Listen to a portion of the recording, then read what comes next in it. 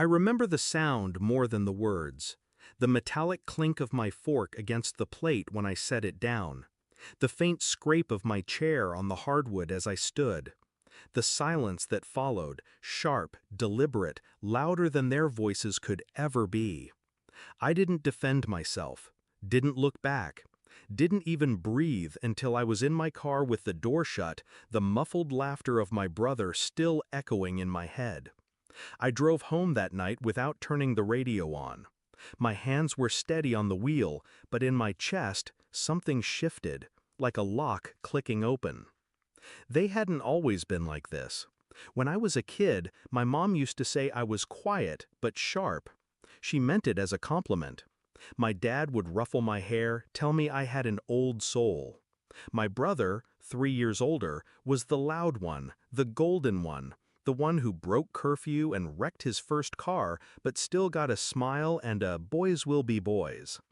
I didn't mind the imbalance, not back then. I studied, I worked, I stayed out of trouble. I thought, naively, that doing everything right would keep me safe from their cruelty. But things changed when my dad's business started slipping. Money got tight. Suddenly my achievements didn't matter. My quiet wasn't sharp anymore. It was ungrateful.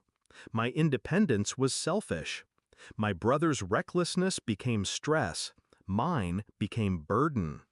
I didn't see it as betrayal at first. Families fight. Words get said. But Thanksgiving night, when they looked at me like I was a guest who'd overstayed my welcome, was the moment I realized they weren't just careless. They were comfortable hurting me. The thing about me, I don't do dramatic exits for nothing. When I walked out that night, I wasn't running away. I was making room to plan. They thought I was still the quiet kid in the corner. What they forgot was that I'd been listening for years. Listening when my dad complained about the stress of the mortgage. Listening when my mom bragged about how lucky they were that I'd gotten a stable job at the bank. Listening when my brother slipped about the temporary business loan he took out in my dad's name. I never said a word, but I remembered everything. The first step was simple. Stop helping. No more quietly transferring a little money to their account when bills ran short. No more smoothing over my brother's late payments by adjusting due dates. No more bailing them out without them even asking. The second step required patience. My brother's loan, the one he was handling, I knew it wasn't being paid. I knew the penalties were stacking like bricks on his back. I also knew my dad had co-signed it. I just let it grow.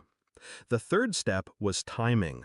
My mom had a habit of calling me only when she needed something. So when she called one afternoon, sugary sweet, asking if I could help out just this once, I agreed, on one condition. I needed my name removed from everything. The house, the joint account, even the emergency contact list for my dad's business. I framed it as wanting to be fully independent. She liked the sound of that. Independence meant she could tell people I wasn't part of the family drama. By the end of that week, my name was gone. Then I waited. It didn't take long. 2 weeks before Christmas, my brother's loan defaulted. My dad's credit tanked. Payments on the house were already behind. I imagine the first mortgage notice came like a warning shot. The second, a threat. By the third, my dad probably had trouble sleeping. The call came on a Thursday evening. I was making tea when my phone lit up. "Why is the mortgage unpaid?" His voice was sharp, clipped. I could hear my mom in the background, demanding to know if I'd been selfish again. I sipped my tea before answering. "Ask your pride and joy," I said. Silence. Then, click. They didn't call again, but the fallout wasn't quiet. Through the grapevine, I heard about the arguments. My brother blaming my dad for co-signing. My dad blaming my mom for defending him. My mom blaming outside influences. No one blamed themselves. By January, the house was listed. The business, already fragile, folded. My brother moved in with a friend. My parents rented a smaller place. Me? I stayed exactly where I was, debt-free, untouched, and very, very quiet. People assume revenge feels like fireworks. It doesn't. It's quieter than that. More precise. It's my dad's voice cracking on the phone. It's my brother avoiding me in public. It's my mom not having the courage to ask for help anymore. I didn't ruin them. I just stopped holding them up. Let gravity do the rest. And I slept better than I had in years. Because here's the thing they never understood. I was never a burden.